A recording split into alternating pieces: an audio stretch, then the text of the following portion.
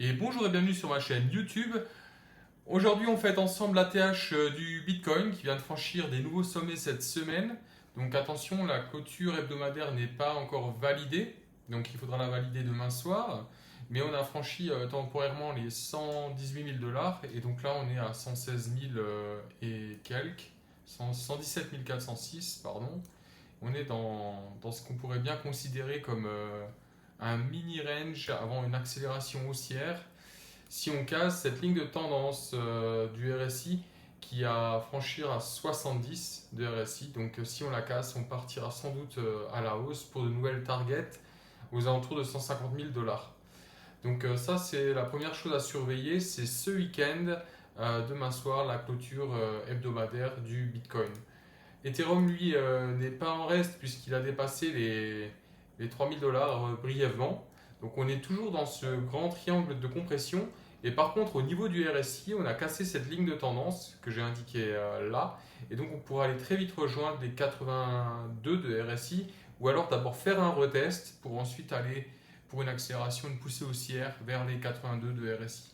Euh, Moi, je pense qu'on bloquera vers 3850. Mon plan, c'est de vendre une grosse partie de mes Ethereum pour les racheter plus bas, parce que je considère que la feuille de route d'Ethereum n'est pas terminée. La blockchain continue ses mises à jour jusqu'en 2027, et après, on pourra avoir un breakout à la hausse et avoir ce qu'on a eu par exemple sur XRP, qui a consolidé pendant quasiment un cycle, hein, avant de nous faire une grosse poussée haussière. Donc là, on le voit, hein, il avait bien consolidé dans le triangle bleu de 2017 à 2024, avant de nous faire une grosse poussée haussière. On s'en souvient, c'était au début de l'année 2024. Ah non, à la fin de l'année 2024, excusez-moi. Et donc on a une grosse poussée haussière et puis je pense qu'on pourrait avoir la même chose sur Ethereum. Alors Ethereum, c'est pas ce qui va nous rapporter le plus d'argent sur ce cycle, mais c'est le bet pour moi qui est le plus sûr parce que les entrées des institutionnels sur les fonds ETF commencent à intéresser de plus en plus d'entreprises, d'institutionnels qui se lancent dans des fonds ETF, Ethereum Spot.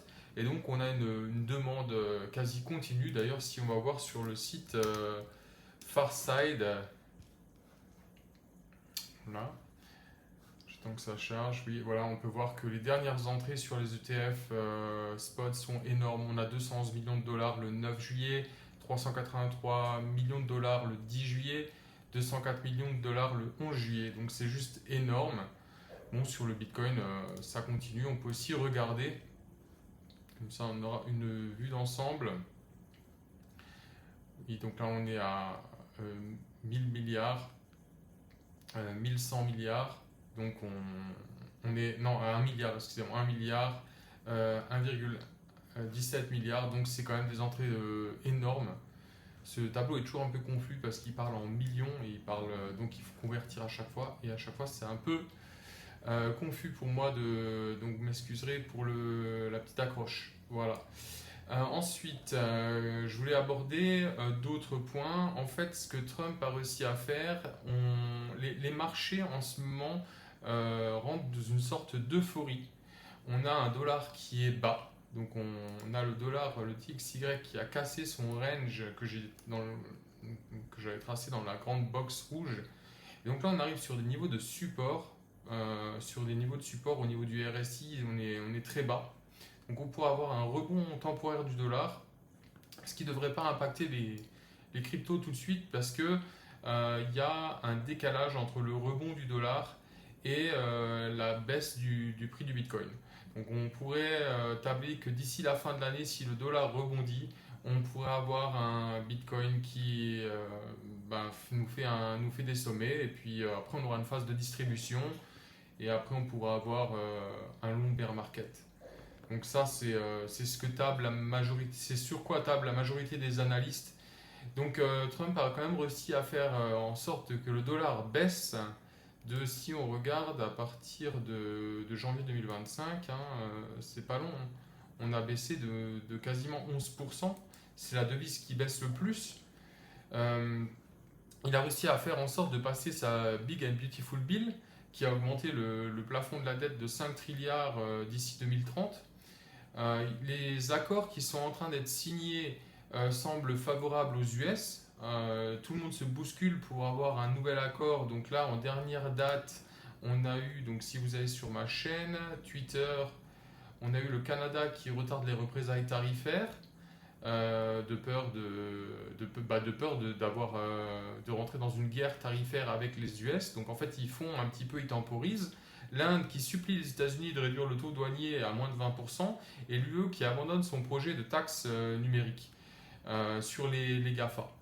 Donc juste pour info, si vous souhaitez rejoindre mon Twitter, je vous mettrai le lien en description de la vidéo, c'est greenstar-block. Par contre, c'est un Twitter en anglais, mais si vous utilisez Google Chrome, vous pouvez facilement switcher de anglais à français en allant dans ce bouton en haut dans la barre des tâches. Voilà. L'inflation semble sous contrôle. Si on regarde l'inflation, on a un léger rebond de l'inflation US, mais on est en dessous de la cible de la Fed qui est les 2%. On a eu un léger rebond au mois d'avril, sans doute dû à l'annonce, au tarif, c'est-à-dire que les entreprises se sont préparées aux tarifs, mais pour le moment, on n'a pas de hausse continue de l'inflation. On peut pas dire qu'il y a une hausse de l'inflation qui est énorme, et c'est un des facteurs à suivre. Et d'ailleurs, c'est un des facteurs que suit la Fed pour savoir si elle va baisser les taux d'ici la rentrée au mois de septembre. Donc sur ce point-là, Trump a aussi gagné. Les chiffres de l'emploi ne montrent pas de récession et les résultats des entreprises sont à suivre et ils vont bientôt tomber. Donc ça sera très important pour déterminer si les États-Unis peuvent rentrer en récession et savoir si Jérôme Powell sera licencié ou alors, il sera sans doute pas licencié, mais il va peut-être démissionner et si Trump va pouvoir baisser les taux.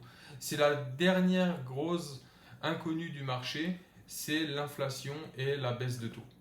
Donc il faut suivre tout ça de près pour déterminer si on peut avoir une poursuite de la hausse du Bitcoin. Les marchés, à mon avis, sont en train de s'emballer. On voit qu'il y a tout qui est haut. Le S&P 500 a son plus haut historique, l'or aussi a son plus haut historique, l'argent, le Bitcoin. Donc on a une sorte de bull run multi-marché. Et pourtant, on a quand même des taux qui sont donc on va regarder sur ici, on va regarder sur les taux longs, qui ne baissent pas. En fait, le problème c'est que les États-Unis ne trouvent pas preneur de leurs dettes pour le moment, et ça pourrait être un des gros problèmes à l'avenir. C'est que les États-Unis en fait sont très très endettés. Il y a ce mur de la dette qui peut faire peur et qui sans doute finira par poser problème. Donc, comment ça va se terminer cette histoire Dieu seul le sait, j'ai envie de dire. Voilà. Ensuite, après, qu'est-ce qu'on pourrait regarder d'autre? Qu'est-ce que je voulais vous montrer? Oui, donc en fait, est-ce qu'on va partir en alt season? Ça, c'est la question que beaucoup de gens se posent et c'est la question à laquelle j'avais envie de répondre un petit peu aujourd'hui dans cette vidéo. Pour le moment, en fait, on n'a pas la réponse. Tout simplement parce que si on regarde nos trois indicateurs phares, donc on va prendre la Bitcoin dominance. Pour le moment, au niveau du RSI, on est sur. Il faudrait casser ce niveau. Il faudrait casser le niveau des 60 de RSI. Donc là, je suis en weekly. Pour ensuite accélérer à la baisse et donc laisser les alts s'exprimer, on pourrait atteindre rapidement le niveau des 50 de RSI. Ensuite, on a un autre indicateur qui est le Total 3 sur le Bitcoin. Lui, il est sur sa ligne de tendance. Bon, ça m'étonnerait qu'il casse à la baisse quand même. On est dans une espèce de grande tasse, hein. Donc on pourrait vraiment avoir les alts qui pourraient s'exprimer plus tard avec la DeFi et les RWA en tête. Et j'y viens tout de suite après. Au niveau de orders sur BTC, donc ça c'est les cryptos en dehors du top 10.